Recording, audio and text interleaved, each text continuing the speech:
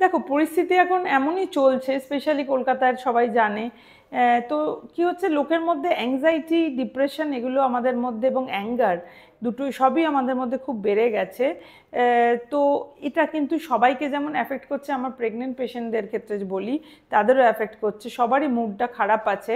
তো এই রকম একটা অস্থির পরিস্থিতিতে কিন্তু যারা প্রেগনেন্সি চলছে যাদের, তাদের জন্য স্পেশালি যদি খুব বেশি ডিপ্রেশন বা খুব বেশি অ্যাঙ্গার আসে, সেই ক্ষেত্রে কিন্তু সেটা তোমার প্রেগনেন্সিতে ঝামেলা করতে পারে, ইন দ্য ফর্ম অফ ধরো ব্লাড প্রেশার বেড়ে গেল, সুগার বেড়ে গেল। তো সেগুলো কিন্তু টেক কেয়ার করা জরুরি।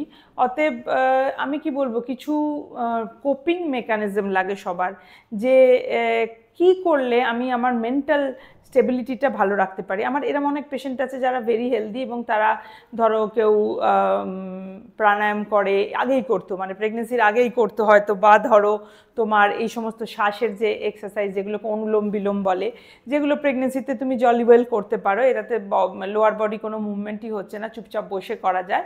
এগুলো কিন্তু mental concentration, mental health maintain করার জন্য খুব ভালো।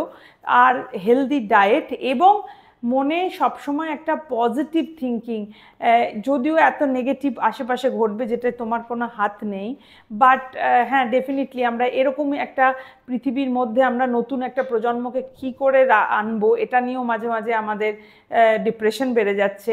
বাট আমি সবসময় বলবো, টানেলের শেষে কিন্তু একটা আলো দেখা যায়, এটাতে যদি আমরা বিশ্বাস রাখি তো জীবনে উত্থান পতন ঘটে।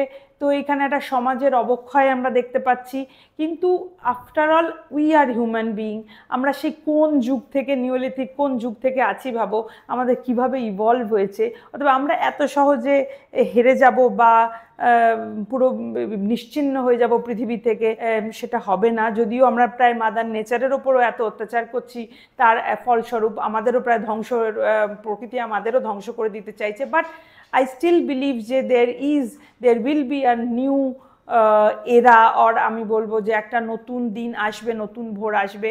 এবং আই বিলিভ যে আমরা আমাদের পরবর্তী প্রজন্ম বা নতুন প্রজন্মের জন্য একটা হেলদি পৃথিবী রাখার চেষ্টা করব। আমরা সচেতন হয়েছি, আমরা সেই এই ব্যাপারটা তোমাদের একটুখানি নিজেদের, মানে নিজে যখন ডিপ্রেশনে চলে যাচ্ছ বা প্রচণ্ড অ্যাঙ্গার হচ্ছে, সেটা নিজেকে, এটা নিয়ে কন্টিনিউয়াস কাউন্সেলিং দরকার। তোমার সাথে মনে রাখবে, তোমার বেবিরও কিন্তু ব্রেনটাও ডেভেলপ করছে, অতএব তোমার এই আপস অ্যান্ড ডাউনস কিন্তু বেবিকেও অ্যাফেক্ট করে। তো সেই জন্য চেষ্টা করো তোমার একটা কোপিং মেকানিজম, সেটা গান শোনা হতে পারে, সেটা কোনো এক্সারসাইজ হতে পারে, সেটা কোনো ভালো গল্প হতে পারে, যে তোমার পড়তে ভাল লাগে, ছবি আঁকা হতে পারে, হোয়াট এভার তোমার যেটা একটা করলে তোমার মনের বা মেন্টাল রিল্যাক্সেশন হয়, always do it, and there will be a new era, there will be a new day.